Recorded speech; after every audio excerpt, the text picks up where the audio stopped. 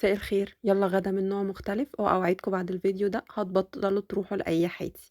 يلا بينا نعمل الكفتة والكبدة والسجق بطريقة جامدة جدا زي المحلات وأحلى بكتير، والطعم بجد مش قادرة أوصفه لكم. أوعدكم بعد الفيديو ده هتجربوها مش هتبطلوها.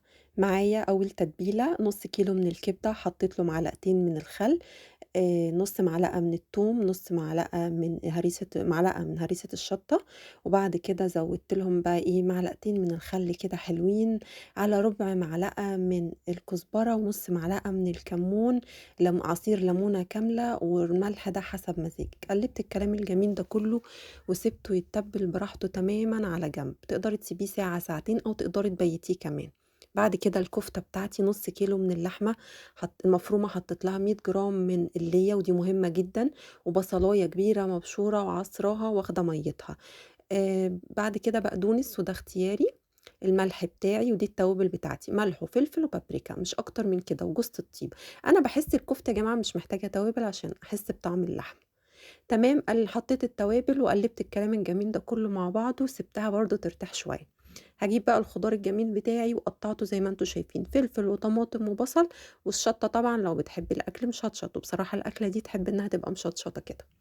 قطّعت الخضار بتاعي جوليان زي ما أنتم شايفين، وركنته على جنب عشان يبقى جاهز معايا وأوفّر وقت. بعد كده طلّعت نُص كيلو من السجق سِبته يرتاح شوية قبل التقطيع. تمام، تمام. جيت بقى على الكبدة بتاعتي، على مَيّة البصل اللي أنا طلّعتها من البصل، وبدأت كده إيه، أبِل إيدي وأصبّع الكفتة بالحجم ده، أيوه الحجم ده عشان يدّينا كده إحساس ساندوتشات الشارع. تمام، تمام، خلاص أبقى أصبّع الكفتة بتاعتي، والنُص كيلو من الكفتة ما شاء الله ادّوني تقريبًا 25 صباع كفتة من الشكل اللي أنتم شايفينه ده.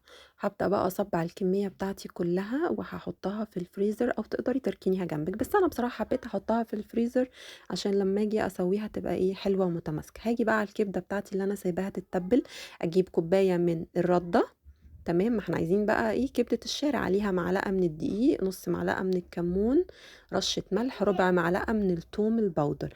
أقلّب كل الكلام الجميل ده كلّه مع بعضه علشان يختلط كويس. بعد كده بقى هاجيب الكبدة بتاعتي، وده كان عبارة عن نُص كيلو من الكبدة والقلب. هابدأ بقى إيه، أحطهم كويس كده في الردة وأشرّبها رَدّة كويس، وأحاول أنضّفها علشان ما تبهدليش الدقيق ويتحرق، الزيت قصدي، ويتحرق. هاعمل نفس الخطوة برضه مع الكبدة، كإني بادفنها كده في الردة، وبعد كده بانضّفها كويس، وهاخلّص الكمية بتاعتي وأحطها على جنب. هاجيب الطاسة بتاعتي اللي هاحمّر فيها الكبدة، وهاحط فيها الزيت، وفي نفس الوقت هابدأ أحضّر الطاسات التانية. هنا طاسة للكفتة، حطيت قطعة من الليّة، يا دوب أبدأ أشوّح الليّة كده عشان دي للكفتة، ومش قادرة أقول لكم بجد طعم الكفتة المتشوّحة في الليّة. هاحط بقى إيه، الكبدة بتاعتي، وزي ما أنتم شايفين ما شاء الله الcover بتاعها قوي ومتماسك. أهم حاجة تبقى النار عالية، ما اوطّيش النار علشان ما تطريش معايا وتبقى ناشفة ومقرمشة كده، والcover بتاعها متماسك. ويا دوب دقيقتين وأقلب على الوش التاني. أرجع بقى إيه لليّة، قطع الليّة خلاص احمرت ونزّلت الدهون اللي فيها. أبدأ بقى أحط صوابع الكفتة بتاعتي ومش هاحرّكها خالص لحد ما لونها يتغيّر.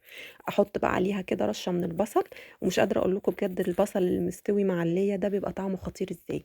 أطلّع الكبدة بتاعتي وده أول دور، وبعد كده أحط الدور التاني على نفس الطريقة لحد ما أخلّص كمية الكبدة كلّها وأركنها على جنب. هاجي بقى طاسة سخنة أوي، أوي، أنزّل فيها السجق بتاعي، يا دوب ياخد تشويحة كده، وأول ما ينزّل سمنته زي ما أنتم شايفين في الطاسة، أنزل بقى بالخضار الجميل اللي قطّعناه وركناه على جنب، ودي نُص معلقة من هريسة الشطة، ودي اختياري لو بتحبي الحاجة مشطشطة يعني. هاقلّب الخضار مع السجق واسيب الخضار ينزّل مَيّته تمامًا ويبدأ يدبل. هاركنه على جنب واسيبه يستوي، وهنا النار كانت عالية، ما كنتش موطية النار على السجق. تمام، تمام. هارجع بقى للكفتة بتاعتي واشوفها وصلت فين. أبدأ بقى إيه، زي ما أنتم شايفين أنقلها إيه على الناحية التانية، زي ما أنتم شايفين كده اتحمّرت من ناحية، أبدأ أقلبها على الناحية التانية. الريحة خطيرة، خطيرة، خطيرة. جرّبيها عشان تحسّي بجد بالجمال اللي أنا باحكي فيه ده. تمام، تمام، خلاص قلبت الكفتة، هاسيبها بقى تكمّل سواها، ودي اختيارية، معلقة من الصويا صوص، دي اختيارية براحتك بس بتخلّي اللحمة في حتّة تانية. طبعًا هي أساسية هنا معايا للسجق، معلقة من الصويا صوص ومعلقتين من دبس الرمان، اوعي تستغني عنهم، جرّبيها وأوعدِك هتاكلي أجمد سجق في حياتِك، أجمد من بتاع العربيات والمطاعم. معلقة من الصويا صوص ومعلقتين من دبس الرمان بيخلّوا السجق في حتّة تانية، ما باحطش للسجق أي توابل تانية. شايفين بقى الكفتة بتاعتي كده مستوية ومتماسكة الحمد لله ما فكِّتش ولا اتهرت ولا جرى لها أي حاجة، من غير بقى ما أحط بقسماط ولا دقيق ولا الكلام ده كلّه. طلّعت أول دور، هاحط بقى الدور التاني، وطبعًا البصل كان اتشوّح خلاص مش محتاجاه أطلّعه عشان ما يتحرقش. أحط الدور التاني من الكفتة واسيبه يستوي براحته. تعالوا بقى هنا على السجق والعظمة، الخضار دبل وشرب ميته واستوى معايا وبقى جاهز. الكفتة استوت، الكبدة حمرناها، السجق استوى. يا لهوي على الجمال، مش قادرة اوصف الريحة والطعامة والحلاوة. نبدأ بقى هنا ايه، تقدري بقى تعمليه في سندوتشات عيش بلدي، سندوتشات عيش فينو زي الشارع، او برضو بلدي زي الشارع، رز بسمتي، رز عادي، مكرونة. شوفي انت يا ست الكل عايزة تعمليه بايه وتقدري تنفذيه. طبعا ما نقدرش نستغنى عن السلطة البلدي وسلطة الطحينة، دول اهم حاجة معانا. هبدأ بقى اجيب العيش البلدي واعمله زي ما انتوا شايفين كده مركب بالشكل اللي انتوا شايفينه ده، وابدأ بقى احضر معاكم اول ساندوتش، ومش هقدر اكمل لان احنا كنا جعانين قوي. وطبعا طريقة تحضيرك للساندوتشات دي اذواق. انا بقى بصراحة حبيت احط كده شوية لان انا من عشاق الطحينة، فحبيت كده بقى ايه احط شوية طحينة كده تحت، وبعدين ارص شوية من البصل اللي انا حمرته مع الكفتة ومع اللية ده، ارص شوية منه كده، وبعدين شوية بقى ايه ارص الكفتة. الله على الجمال، شم الريحة بجد مش قادرة اوصف لكم. كانت أكلة أنا حسيت إن أنا في كوكب تاني بجد. أحط بقى شوية كده من السلطة الخضرا اللي أنا عاملاها ومحيقاها ومظبطاها خل وليمون وكمون، ويعني مخلياها رايقة، واحط بقى ايه شوية طحينة على الوش. بجد كانت رائعة رائعة خطيرة، اتمنى تجربوها.